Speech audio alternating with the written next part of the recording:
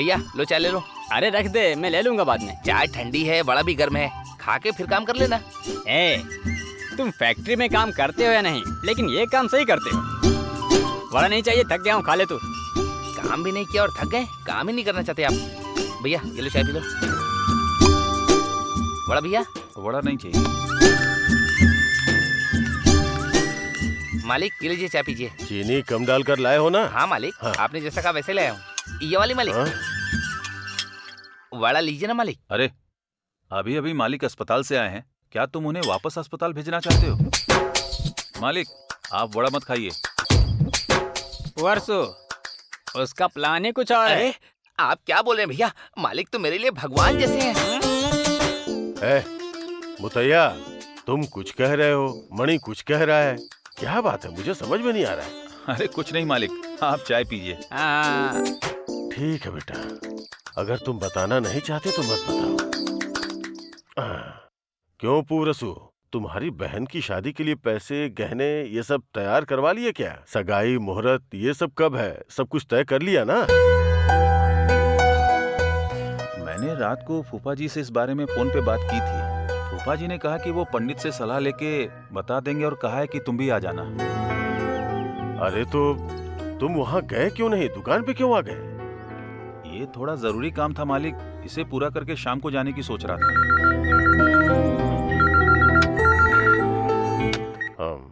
Hello, हाँ हाँ, ठीक हो ठीक हो ठीक।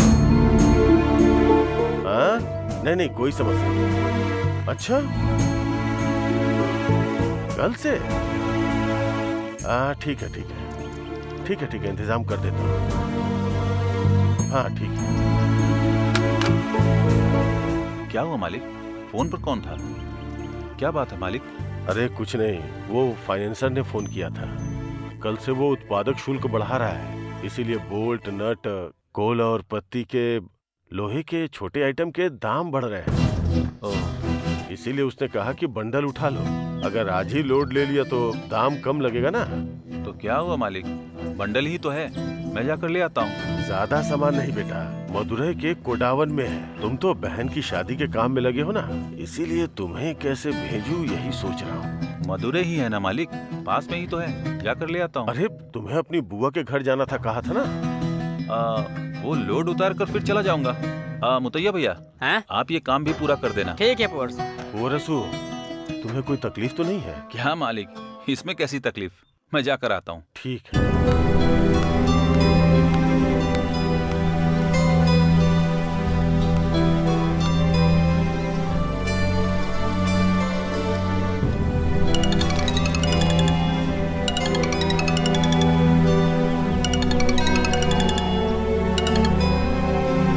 बोलिए भैया। तामराई, कुछ नहीं, दुकान का सामान लेने के लिए मैं अभी मदुरई तक जा रहा हूँ, इसीलिए मैंने सोचा कि तुम्हें बता दूं। ठीक है भैया, ध्यान से और आराम से जाइएगा। ठीक है बहन, फोन रखता हूँ। ठीक है। हाँ ठीक है।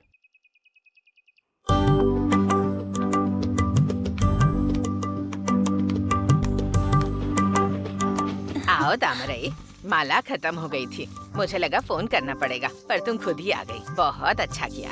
पूरे 22 मीटर हैं, एक बार नाप के देख लीजिए। तुम पर विश्वास है और काम भी अच्छा करती हो, नापने की जरूरत नहीं है। पहनने के लिए कोई फूल नहीं है क्या? नहीं तामरई, शाम को तेनकासी मार्केट जाकर खरीद कर मैं खुद ही तुम्हारे घर ले आऊंगी। नहीं, ये मत कीजिएगा, हमेशा की तरह फोन कीजिएगा, मैं खुद ही आकर ले जाऊंगी। ठीक है तामरई, अभी तुमने जो लाकर दिया है उसे मिलाकर 58 मीटर की माला हो गई है।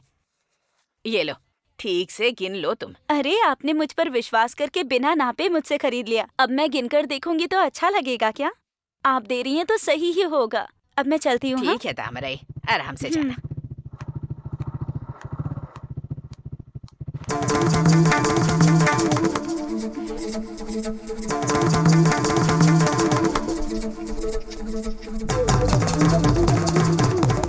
ये तो पेरुमल चाचा जैसे लग रहे हैं। कितने पैसे बेटा? 10 रुपए। 10 रुपए क्या? ये लो।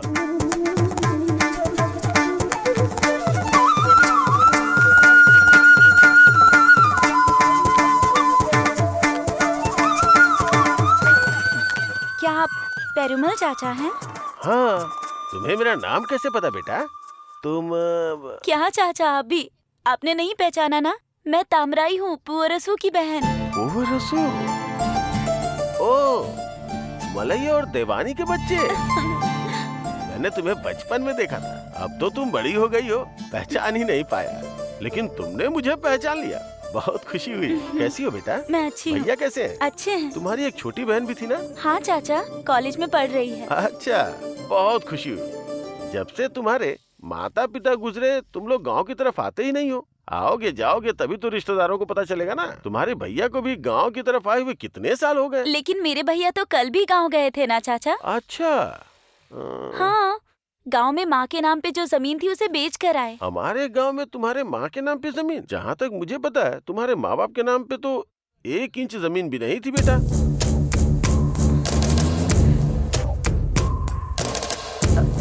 भैया कह रहे थे माँ के नाम पर जो जमीन थी उसे बेचकर पैसे लाया हूँ। क्या बेटा, मैं बचपन से इसी गांव में रह रहा हूँ, मेरा पूरा बचपन भी यहीं बीता है, तो मुझे क्या पता नहीं होगा कि गांव में किसके नाम पे क्या संपत्ति है? तुम्हारे परिवार के पास हमारे गांव में 1 इंच जमीन भी नहीं है, इसीलिए तो तुम्हारे माँ बाप गुजर बसर के लिए इस गांव को छोड़ कर गए थे। तुम्हारे भैया किसी और कारण से तुम्हारी माँ की जमीन बेचने का झूठ बोल रहा होगा। पता लगाना कि क्या बात है।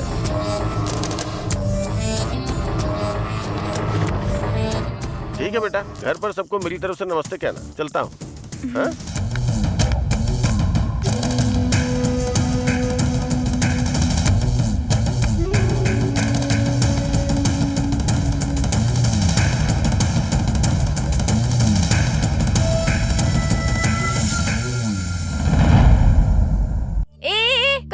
दुबई वाले भैया को फोन करने जा रही हूँ। पर किस लिए? हमारा पासामलर सन टीवी पर शनिवार को भी 6:30 बजे आने वाला है। अरे मैं भी तो उसी के लिए आई हूँ। हाँ दोस्तों, मेरा नाम एली अरसू है। मेरा नाम है वनीला। हम भी अपने पासामलर परिवार का हिस्सा हैं। हम शनिवार को भी आपसे 6:30 बजे मिलने आ रहे हैं। क्यों?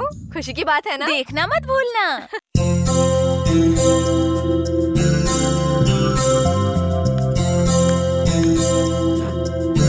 आपने रिचार्ज कर दिया ना? हाँ कर दिया है सर। Okay thanks.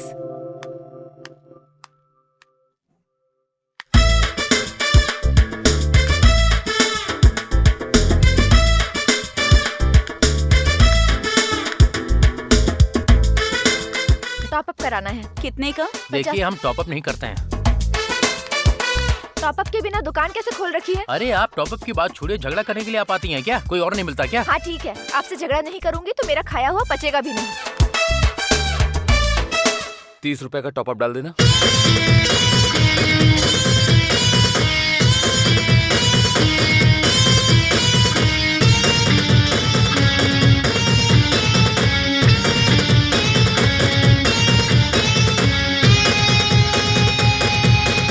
ये क्या देर हो रही है, जल्दी करो।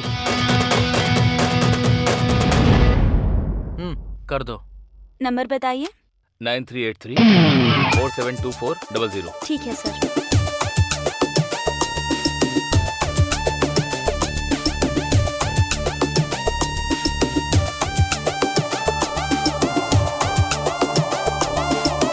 हाँ ओके, आ गया।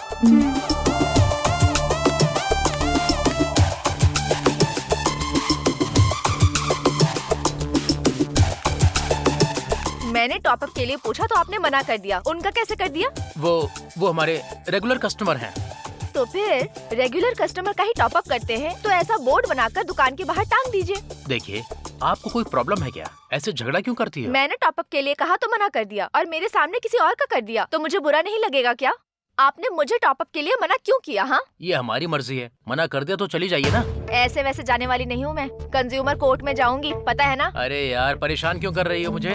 कल रिचार्ज के लिए इतना परेशान कर दिया, इसीलिए मैं आज बचने की कोशिश कर रहा हूँ। वो सब मुझे नहीं पता। अब मुझे 35 रुपए का टॉप अप करके दो, तभी मैं यहाँ से जाऊंगी। आपको बस टॉप अप कराना था ना? नंबर बताइए, मैं खुद कर देता हूँ। कला वो फोन देना। 8122-979794, ठीक है ना? दोबारा से 99 मत डाल देना। नहीं डालूंगा। हाँ कर दिया है, मैसेज अभी आ जाएगा। देख लो फिर परेशान मत करना। हाँ हो गया। अरे ये क्या है? क्या 35 का टॉपअप किया है? आ गया है ना? आ गया। 35 रुपए का नहीं, 85 रुपए का। क्या 85 रुपए का? हाँ ये देखो। आपने जो टेंशन दी उसकी वजह से मैंने 35 की जगह 85 डाल दिया। चलो कोई बात नहीं, 50 रुपए मेरे ही तो हैं, जाने दीजिए। अब चुपचाप आप जाइए यहाँ से। हेलो एक मिनट रुको। आपका पैसा मुझे नहीं चाहिए। मैं दूसरों के पैसे का लालच नहीं रखती है।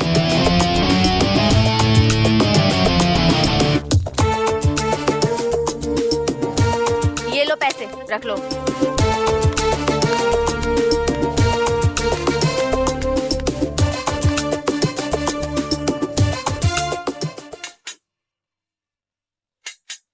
भैया हैं? हमेशा एक जैसा काम मत दिया करो। मैं कब आप जैसा मालिक बन पाऊंगा? हैं? बनेगा ना जब मैं ऊपर चला जाऊंगा।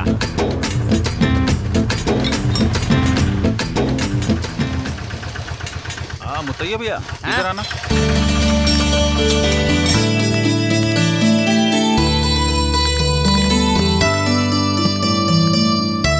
गाड़ी को गियर में रोको भैया। कितने सालों से गाड़ी चला रहे हो फिर भी रोक नहीं पा रहे। भैया पकड़ो ना। हाँ हाँ हाँ, पकड़ो पकड़ो पकड़ो। अरे अरे आराम से आराम से ले चलो। अरे गिरा दिया। भैया 1 मिनट पकड़ो ना। अरे भैया उठाओ ना। रुक यार। अगला काम मांगा था ना, उठा कर लेकर आ। भैया मुझसे नहीं हो पाएगा, भारी है। पता है ना, उठा।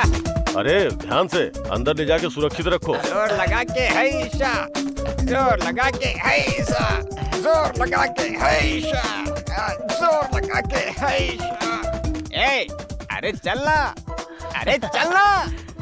अरे नहीं हो पाएगा।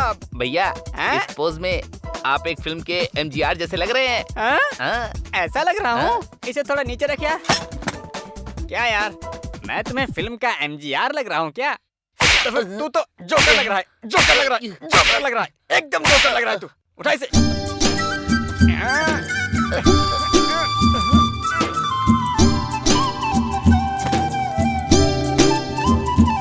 अरे सुनो, ध्यान से रखना, पैर पे मत गिरा देना।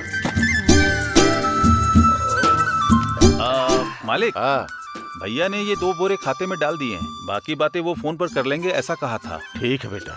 अच्छा पूवरसु, तुम गए भी आ भी गए, इतनी जल्दी कैसे आ गए बेटा? मैं पॉइंट टू पॉइंट बस में चढ़ा, सिर्फ 3 घंटे में उसने मुझे मदुरई पहुंचा दिया। बस स्टैंड से मैंने भैया को फोन किया, वहां से ऑटो लिया और सीधा कोडावन गया और फिर लोड उठाया और फिर उसी ऑटो से वापस बस स्टैंड आ गया और फिर पॉइंट टू पॉइंट बस पकड़ी और यहाँ आ गया। यहाँ से ऑटो पकड़ा और सीधा लोड लेकर कारखाने आ गया। अरे बाप रे, अरे सारी फिल्म के हीरो की तरह क्या योजना बनाई है आपने। हाँ, तुम्हें भेजा होता तो क्या करते? हाँ? तुम जाते तो तुम्हें आदमी कम पड़ते। उसके बाद तुम 2 और लोगों को मजदूरी पे रख लेते और एक टेम्पू किराए पे लेते, फिर उसे बोरे में उठाकर डालते और यहाँ लेकर के आते। लेकिन इसने अकेले सारी चीजें बोरे में बांधी, बस में चढ़ाया और ऑटो से यहाँ लेके आ गया। और सुनो, जो कह रहा हूँ लिख के रख लो, ये कुछ ही दिनों में इस तरह की फैक्ट्री का मालिक बनने वाला है। अगर भैया मालिक बने तो नुकसान आप ही का होगा, आप एक अच्छे मजदूर को खो देंगे। हैं? अरे यार, पूरसू का मालिक बनना मेरे लिए गर्व और खुशी की बात है, कोई नुकसान नहीं है। जाओ और अपना काम करो, जाओ। पूरसू, मदुरई तक होकर आए हो, थक गए होंगे, घर चले जाओ, आराम करो। नहीं मालिक, मैंने सुबह ही आपसे कहा था ना कि मुझे राजपलायम बुआ के घर जाना है, भूल गए क्या? हाँ है ना। ये हॉस्पिटल से आने के बाद से मुझे कभी-कभी भूलने की बीमारी हो गई है। अच्छा, तुमने अपने फूफा को फोन किया क्या? नहीं किया मालिक, शायद मैं जब बस से जा रहा था तब फोन किया होगा, सिग्नल न मिलने की वजह से फोन नहीं किया होगा। मैंने आज उनके घर जाने के लिए कहा है ना मालिक, इसलिए जा रहा हूँ और मैं बहन की शादी की तारीख तय करवा के आऊंगा। पूवरसू, बहन की शादी की उत्सुकता में मुहूर्त को जल्दी मत रख देना। शादी का काम वगैरह सिर पे होगा, वो सब तुम्हें अकेले ही करना होगा, इसीलिए तारीख थोड़ी दूर की देखकर ही फैसला करना। ठीक है मालिक, मैं जाकर आता हूँ। हाँ ठीक है।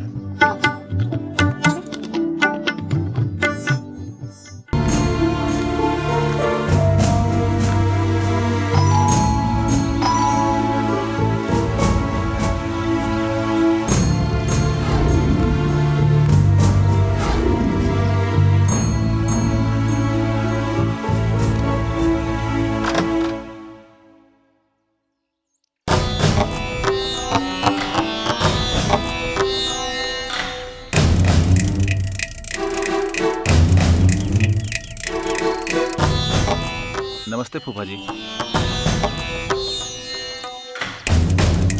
क्या हुआ फूफा जी? सुबह आने को कहा था और देर से आए हो इसलिए गुस्सा है क्या? माफ कीजिए फूफा जी, दुकान में थोड़ा जरूरी काम था। लोड लेने के लिए मुझे मालिक ने मदुरई तक भेज दिया था, इसलिए आने में देर हो गई।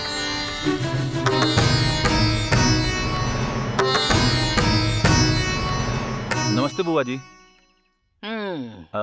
आप भी गुस्से में हैं? आप लोग मुझे माफ कर दीजिए। अब आप जैसा कहेंगे मैं एकदम वैसा ही करूंगा। अब बड़ा दिल करके गुस्सा छोड़ दीजिए।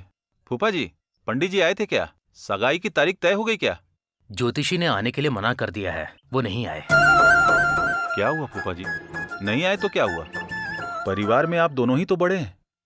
आप ही दोनों सगाई की तारीख तय करके मुझे बता दीजिए। क्या मैं आपकी बात नहीं मानूंगा? जो शादी होने वाली नहीं है उसकी तारीख क्यों निकाली?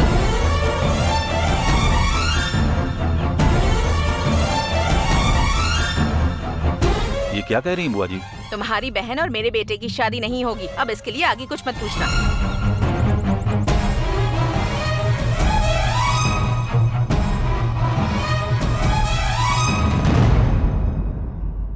क्या बुआ जी, आप ऐसी अशुभ बातें क्यों कह रही हैं?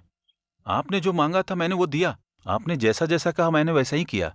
गहनों के लिए 5 लाख रुपए भी आपको दिए।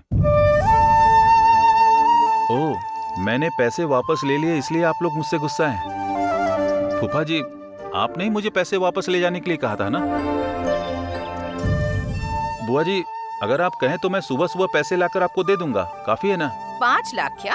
अब तुम 50 लाख और गहने भी दोगे ना, तब भी ये शादी नहीं होगी। और तो और अपनी बहन के पूरे शरीर में गहने पहनाकर भेजोगे, तब भी वो हमारी बहू नहीं बन सकती। ये शादी नहीं होगी। फूफा जी, क्या हुआ फूफा जी? बुआ ऐसी बातें क्यों कर रही हैं? आप बताइए फूफा जी, कोई समस्या है क्या? तुम्हारी बहन ही समस्या है। क्या कह रही हैं आप? मैं कह रही हूँ ना कि वो ठीक नहीं है। चुप रहिए।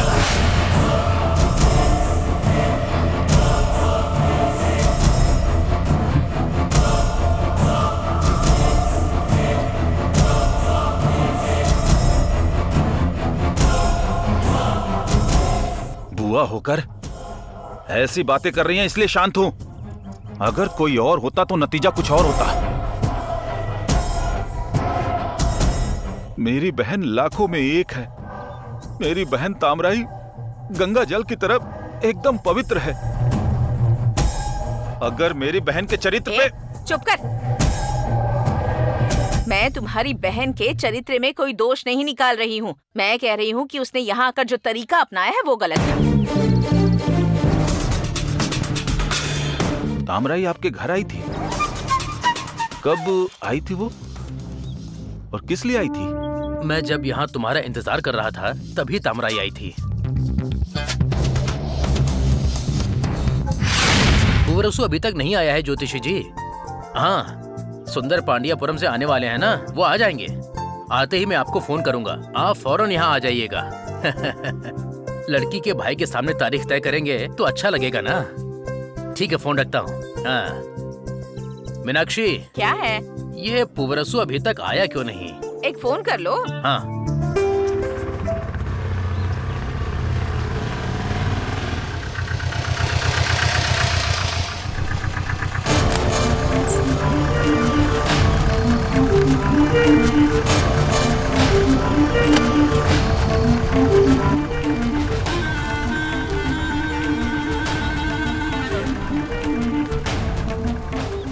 आओ तामराई।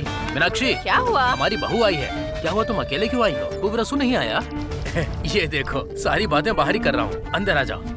आओ आओ आओ तामराई, कब आई तुम? तुम्हें देखे हुए कितने दिन हो गए। अच्छा, तुम यहाँ अकेली आई हो क्या? तुम्हारे भैया नहीं आए? अच्छा, आप कौन हैं? तामराई, ये क्या बोल रही हो? तुम अपनी बुआ से ऐसे क्यों बात कर रही हो? पहले बताइए आप दोनों का हमसे रिश्ता क्या है? क्या हुआ तामराई, तुम ऐसी बातें क्यों कर रही हो? ये कौन है? मेरे पिताजी की सगी बहन ही है ना, तो ये हमारी ही खून हुई ना। रिश्तेदारी एक पीढ़ी के साथ खत्म ना हो जाए, इसीलिए अपनी रिश्तेदारी में लड़की की शादी करवाते। और मेरे माता पिता भी यही चाहते थे। जो माता पिता चाहते थे वही मेरे भैया ने भी करने का फैसला किया। लेकिन मुझे नहीं लगता कि आपके मन में रिश्तेदारी या भाई का बेटा या बेटी के लिए थोड़ा सा भी प्यार या अपनापन है। अगर प्यार या अपनापन होता तो आप किसी अजनबी की तरह बेचारे मेरे भैया से इतने सारे सोने के गहने दहेज में नहीं मांगती। मेरे माता पिता के जाने के बाद भैया ने मुझे और मेरी बहन को माँ बाप का प्यार देकर हमें पाल पोस कर बड़ा करने में कितना कष्ट किया है, आपको पता भी है क्या? वो अब भी कष्ट उठा रहे हैं। मेरे परिवार की स्थिति में मेरे भैया इतना सारा सोना कैसे दे सकते हैं, आपने सोचा है? सोना देने के लिए तुम्हारे भाई ने पैसों का इंतजाम कर लिया है बेटा। उसने तुम्हें इस बारे में कुछ बताया नहीं क्या? नहीं बताया। वो नहीं चाहते थे कि मुझे पता चले, इसलिए 5 लाख रुपए घर में छुपाने की कोशिश कर रहे थे, लेकिन भगवान ने सच मेरे सामने ला दिया। जब मैंने अपने भैया से पूछा पैसा कहाँ से आया, तो उन्होंने कहा माँ के नाम पर जो जमीन थी मैंने उसे बेच दिया। लेकिन मुझे किसी और से पता चला कि उन्होंने मुझसे पैसों के बारे में झूठ कहा है।